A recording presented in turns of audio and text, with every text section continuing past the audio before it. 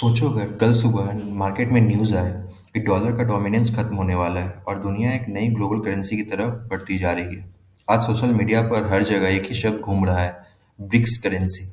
कोई कह रहा है डॉलर गिरने वाला है, कोई कह रहा है चाइना दुनिया का बॉस बनने वाला है और कोई बोल रहा है ये सिर्फ पॉलिटिकल ड्रामा है। ठीक है, लेकिन सच क्या है? इस वीडियो में हम इमोशन नहीं, इकोनॉमिक्स और जियोपॉलिटिक्स के बारे में समझेंगे। ब्रिक्स करेंसी क्या है, ये क्यों लाई जा रही है, इससे कौन से कंट्रीज को बेनिफिट मिलेगा, कौन इसके विरोध कर रहे हैं, चाइना का रोल क्या होगा और चाइना इसके लिए रेडी है या नहीं। ठीक है, और सबसे इम्पोर्टेंट, क्या ये करेंसी रियल में आ भी सकता है या नहीं, या सिर्फ र्यूमर है। ठीक है, वीडियो एंड तक आप खुद डिसाइड कर पाओगे, वीडियो एंड तक देखना, आप खुद डिसाइड कर लोगे ब्रिक्स करेंसी रिवॉल्यूशन है या इल्यूजन। ओके, सबसे पहले अगर हम बात करें ब्रिक्स क्या है, सबसे पहले बेसिक क्लियर करते हैं। ब्रिक्स एक ग्रुप है 5 देशों का। बी से ब्राजील, आर से रशिया, आई से इंडिया, सी से चाइना, एस से साउथ अफ्रीका। ये 5 कंट्रीज मिलकर रिप्रेजेंट करती है वर्ल्ड पॉपुलेशन का 40%, ग्लोबल जीडीपी का 25% प्लस, और एनर्जी, मिनरल, मैन्युफैक्चरिंग और लेबर का सबसे बड़ा हिस्सा। ये कंट्रीज वेस्टर्न डोमिनेट सिस्टम से थोड़ा अलग सोचती है, और 2024 के बाद ब्रिक्स ने और कंट्रीज को इंक्लूड करना स्टार्ट किया, जैसे Saudi Arabia, UAE, Iran, Egypt, Ethiopia. इसका मतलब ब्रिक्स अब सिर्फ ग्रुप नहीं है, एक अल्टरनेटिव पावर ब्लॉक बनने की कोशिश कर रहा है। ओके, तो ब्रिक्स करेंसी क्या है? अब सबसे बड़ा मिथ ये है, ब्रिक्स करेंसी का मतलब ये नहीं कि कल से एक नया नोट आ जाएगा जिससे आप मार्केट में ले जाकर खर्च कर सकोगे। रियलिटी ये है, ब्रिक्स करेंसी का आइडिया डॉलर के बिना इंटरनेशनल ट्रेड करना। आज अगर इंडिया ऑयल खरीदता है, ब्राजील फर्टिलाइजर इंपोर्ट करता है, रशिया गैस बेचता है, तो 90% केस में पेमेंट यूएस डॉलर में होती है। ठीक है, और ब्रिक्स करेंसी का मतलब डॉलर को ट्रेड सेटलमेंट से हटाना, अपनी करेंसी का या अपनी करेंसी से एक कॉमन यूनिट मतलब इस्तेमाल करना। सिंपल शब्दों में अगर हम बोले, डॉलर के थ्रू ट्रेड करना बंद करो, अपने सिस्टम से ट्रेड करो।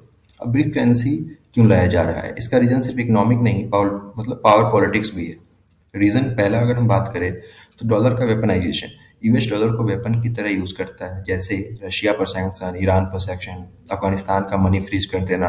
अगर आप ट्रेड डॉलर में करते हो, वैसे आपको फाइनेंशियली चोक कर सकता है। ब्रिक्स कंट्रीज कह रही है, हम अपनी इकोनॉमी किसी और के बटन पर नहीं छोड़ सकते।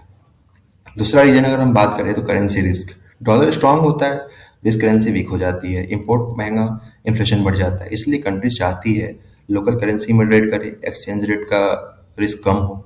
ओके, थर्ड रीजन की अगर हम बात करें तो 1945 के बाद international monetary fund, world bank, Swift system, सब पर वेस्ट का कंट्रोल रहा है। अब जब ऐसा और ग्लोबल साउथ ग्रो कर रहा है, ठीक है, ऐसे में जब हमारा एशिया हो गया या ग्लोबल साउथ जो है ग्रो कर रहा है, वो अपना सिस्टम चलाना चाहता है। ओके, तो ब्रिक्स करेंसी कैसे फॉर्म किया जा सकता है, ये सबसे इंपॉर्टेंट टेक्निकल पार्ट है। तो कैसे होगा? मॉडल 1 पे जो बात चल रही है वो है कॉमन ट्रेड यूनिट। एक डिजिटल अकाउंटिंग यूनिट होगी, जैसे आईएमएफ का एसडीआर है, स्पेशल ड्राइंग राइट्स। इस यूनिट की वैल्यू होगी yuan, rupee, rouble, real, and इसमें एक बास्केट से डिसाइड होगा। ये करेंसी मार्केट में सर्कुलेट नहीं करेगी, सिर्फ गवर्नमेंट और सेंट्रल बैंक्स के बीच में यूज होगी। ओके, अब मॉडल 2 क्या बोल रहा है? गोल्ड बैक सिस्टम, रशिया और चाइना का फेवरेट आइडिया, जिसमें करेंसी का वैल्यू गोल्ड से लिंक्ड होगा, डॉलर जैसा print as you want system now. अब प्रॉब्लम इसमें क्या हो सकता है? गोल्ड सप्लाई लिमिटेड है, ग्रोथ स्लो हो जाता है। ओके, मॉडल 3 क्या बोल रहा है? Local currency sentiment. ठीक है, और लोकल करेंसी सेटलमेंट के बारे में ऑलरेडी चल रहा है, जैसे इंडिया रशिया ट्रेड रूपी रूबल में हो रहा है, चाइना ब्राजील का ट्रेड युआन और रियल में हो रहा है। ये ब्रिक्स करेंसी से पहले का स्टेप है। पूरा प्रोसेस क्या होगा? अगर ब्रिक्स करेंसी आनी है तो स्टेप्स क्या होंगे? सेंट्रल बैंक एग्रीमेंट होगा, ट्रेड सेटलमेंट के लिए फ्रेमवर्क बनाया जाएगा, एक्सचेंज रेट का मैकेनिज्म डिसाइड किया जाएगा, पेमेंट सिस्टम डिसाइड किया जाएगा, ट्रस्ट बिल्डिंग पे बात की जाएगी और पॉलिटिकल स्टेबिलिटी को फोकस किया जाएगा। ये 5 से 10 साल का प्रोसेस है, ओवरनाइट नहीं है। तो कौन से कंट्रीज को बेनिफिट मिलेगा इससे? तो रशिया, सैक्शन से रिलीफ मिलेगा, एनर्जी एक्सपोर्ट इजी होगा। चाइना, युआन का ग्लोबल यूज और डॉलर डिपेंडेंसी कम होगा। ब्राजील और साउथ अफ्रीका को ट्रेड कॉस्ट कम होगा और डॉलर वॉलेटिलिटी से बचाव। मिडिल ईस्ट, सऊदी और यूएई को वाइल्ड ट्रेड में फ्लेक्सिबिलिटी मिलेगी। इंडिया को कितना फायदा होगा? तो इंडिया का स्टैंड बैलेंस्ड है। इंडिया डॉलर को तुरंत रिप्लेस नहीं चाहता। चाइना डोमिनेंट करेंसी से कॉशियस है, रुपए को इंटरनेशनल बनाना चाहता है। इंडिया चाहता है multipolar system, not China centric system. इसलिए इंडिया स्लो है बट स्ट्रेटजिक है। अब कौन इसका विरोध कर रहा है? USA and Europe. Dollar dominance को थ्रेट है, सैंक्शंस पावर कम हो जाएगी, जापान यूएस का जो अलाई है वो डिस्ट्रॉय हो जाएगा। Okay, dollar based trade dependent बढ़ जाए, मतलब जो भी है वो खत्म हो जाएगा। आईएमएफ और वर्ल्ड बैंक इनडायरेक्टली बोल रहे हैं कंट्रोल लूज होने का फियर है उनके पास। ठीक है, तो क्या चाइना को बेनिफिट होगा? शॉर्ट आंसर अगर हम देखें तो यस, चाइना को बेनिफिट होगा।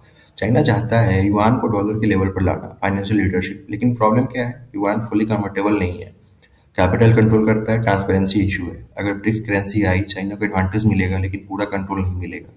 तो क्या चाइना तैयार है? Economically, mostly, politically, trust wise अगर हम देखें तो इकोनॉमिकली तैयार है, पॉलिटिकली तैयार है, ट्रस्ट वाइज बिल्कुल नहीं। इंडिया, ब्राजील कभी भी चाइना पे भरोसा नहीं करते। चाइना रेडी है, दुनिया अभी चाइना पर पूरा ट्रस्ट नहीं कर सकता, हम सभी जानते हैं।